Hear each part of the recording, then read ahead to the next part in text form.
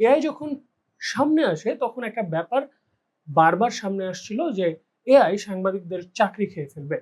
এটা আসলে কতটা সত্য?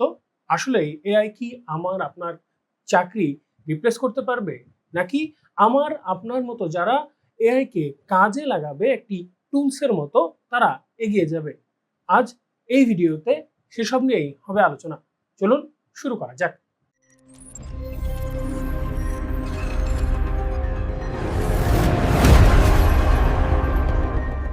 ধরেন একটা বাজেট আপনি যখন নিজে পড়ে বিশ্লেষণ করতে যাবেন তখন কিন্তু আপনার সারা দিন সময়টা ব্যয় হয়ে যাবে। 500 পাতার একটা বই পড়া বা একটা পিডিএফ পড়া কি মুখের কথা? এই কাজটা খুব সহজেই কিন্তু এই চ্যাট জিপিটি বা জেমিনাইয়ের মতো এআই গুলো রয়েছে, তারা কিন্তু সহজ করে ফেলতে পারে। যেমন আপনি যদি জিসটা জানেন, আপনি যখন সংসদ অধিবেশনের মধ্যে সেই জিসটা আপনি জেনে গেছেন, তখন তো আপনি আপনার নোট করে রেখেছেন যে আপনি কি কি জিনিসগুলো নিয়ে কাজ করতে চান। তখন আপনি যখন পিডিএফটা আপনি এআই এর মধ্যে আপলোড করে দিয়ে তাকে বলবেন যে স্পেসিফিক এই জিনিসটা এই ডকুমেন্টের ঠিক কোন জায়গাটায় রয়েছে, সে তখন খুব সহজেই আপনাকে ওই জায়গাটা চিহ্নিত করে দিবে।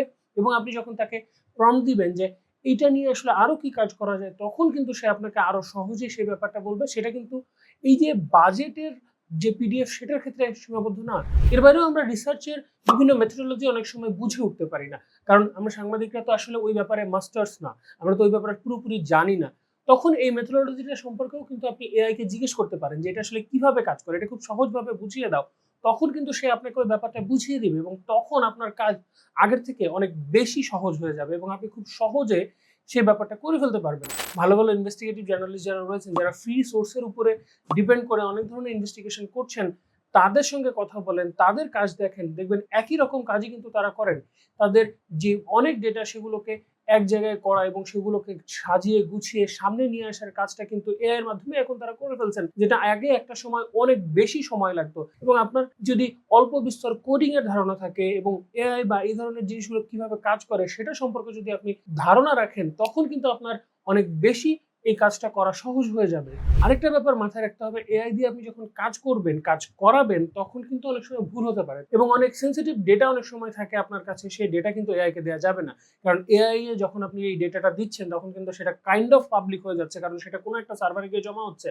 তাই এটাও ব্যবহার করার ক্ষেত্রে অনেক বেশি খেয়াল রাখতে হবে। তো সেই জন্য আপনি অনলাইন বা ক্লাউড ভিত্তিক এআই ব্যবহার না করে আপনি কিভাবে আপনার ডিভাইসে আপনি এই এআই চালনা করতে পারেন, আপনার নিজের কম্পিউটারের প্রসেসর ব্যবহার করে, সেটাও কিন্তু আপনার শিখে নিতে পারেন। এর জন্য ঘুরে ঘুরে উদাহরণ ইউটিউবে বা বিভিন্ন জায়গায় আপনি পেয়ে যাবেন, বা আপনাদের যদি এরকম ভিডিও প্রয়োজন হয় সেটা কমেন্ট করে জানাবেন। আমি পরবর্তীতে এটা নিয়ে হয়তো অন্য কোনো ভিডিও তৈরি করব। এর বাইরেও ধরুন কোনো একজন বিশেষজ্ঞের আপনি ইন্টারভিউ করবেন, তখন কিন্তু আপনি খুবই সাধারণ কিছু প্রশ্ন হয়তো মাথায় রাখবেন কোনো একটা বিষয়ের উপরে।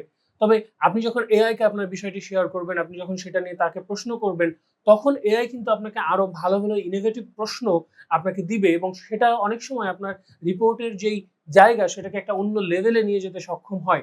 এর বাইরেও আমি যদি বলি, এআই এর মাধ্যমে আপনি যখন এই যে ইন্টারভিউটা করে নিয়ে আসবেন, তখন যখন এই যে অডিওটা এআই কে দিয়ে ট্রান্সক্রিপ্ট করতে বলবেন, সে কিন্তু আপনার ভাষায় সেটা ট্রান্সক্রিপ্ট করে দিবে এবং সেটা থেকে আপনি যখন তাকে বলবেন যে এই জায়গাগুলো কোথায় আছে, এটা কোথা থেকে কোথা লাইনে বলেছে এবং এটা নিয়ে আরো কি কি ধরনের কথা উনি বলেছেন, একদম টু দি স্পেসিফিক এআই আপনাকে সেগুলো একদম মুহূর্তের মধ্যে, খুবই অল্প সময়ের মধ্যে সেই জায়গাগুলো আপনাকে বাছাই করে আলাদা করে দিবে এবং তখন কিন্তু আপনার কাজটা অনেকাংশে সহজ হয়ে আসবে। আপনার কাজটা করা অনেক বেশি সহজ হয়ে যাবে।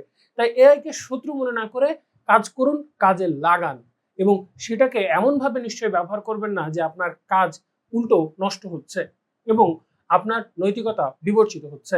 তো এই ছিল আজকের ভিডিও। পরবর্তী অন্য কোনো ভিডিওতে আবারও দেখা হবে। সবাই ভালো থাকবেন।